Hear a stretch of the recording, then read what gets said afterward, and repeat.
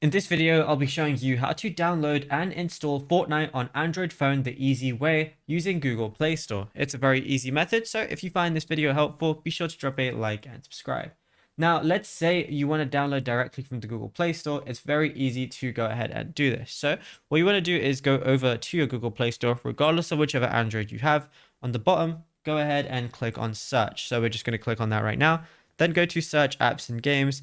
We want to type in Fortnite like so, and then we're going to see it as the first option anyway.